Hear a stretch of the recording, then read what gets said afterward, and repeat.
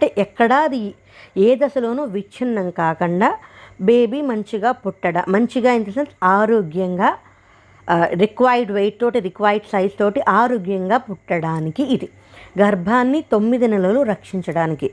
దీని గురించి ఒక కథ ఉంది, దీనికి ఒక ఏమంటుందని చాలా ఉంది దీనికి.